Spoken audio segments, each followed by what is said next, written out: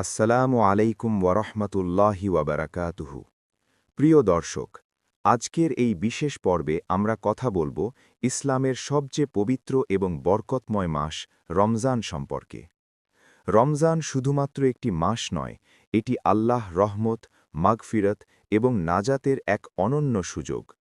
বিশ্বজুড়ে প্রায় ২০০ কোটি মুসলমান এই মাসে রোজা পালন করেন, নিজেদের আত্মাকে পরিশুদ্ধ করেন এবং আল্লাহ নৈকট্য লাভের চেষ্টা করেন।